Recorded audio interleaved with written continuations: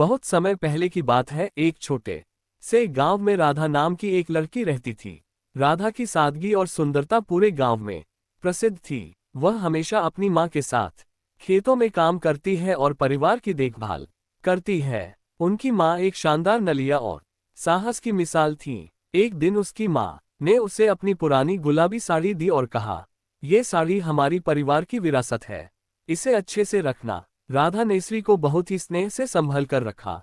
वही साड़ी उसकी माँ की थी और उससे भी पहले उसकी दादी की। लेकिन राधा को इस बात का बिल्कुल भी अंदाजा नहीं था कि यह साड़ी केवल एक साधारण साड़ी नहीं थी, बल्कि जादुई थी। एक रात जब राधा सो रही थी, उसे एक अजीब सपना आया। उसने देखा कि उसकी साड़ी के चारों ओर एक चमकदार रोशनी वाली फलक हुई थी और साड़ी से सुनहरी चमक आ रही थी। अचानक एक परी उसकी साड़ी से प्रकट हुई और बोली, "राधा, ये साड़ी जादुई है। इसका प्रयोग आपके जीवन में खुशियां और समृद्धि लाने के लिए कर सकता है।" सुबह उठते ही राधा ने अपनी माँ से इस सपने के बारे में बताया, लेकिन उसकी माँ ने इसे सिर्फ एक सपना मानते हुए कहा, "राधा, ये सिर्फ तुम्हारी कल्पना हो सकती है, लेकिन अगर तुम विश्वास करते हो तो इस साड़ी को पहनने में कोई हर्ज नहीं है।"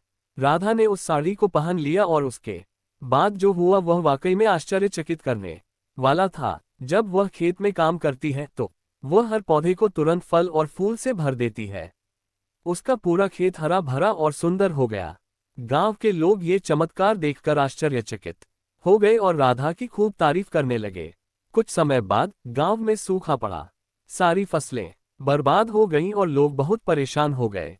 गांव के बुजुर्ग राधा के पास आए और उनसे कहा, "राधा, तेरी साड़ी में जादुई शक्ति है, तुम हमें क्या बचाओगे?" राधा ने सोचा और कहा, "मैं कोशिश जरूर करूंगी।" राधा ने अपनी साड़ी पहनकर सारी जमीन पर हाथ फेरा। अचानक आकाश में बादल छा गए और बारिश शुरू हो गई।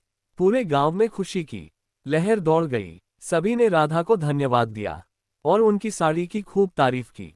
गांव के राजा को भी इस चमत्कार के बारे में पता चला। राजा ने राधा को अपने दरबार में बुलाया और सम्मानित किया। राजा ने राधा से कहा, "तुम्हारी इस साड़ी ने हमारी प्रजा की जीवन को खुशहाल बना दिया है।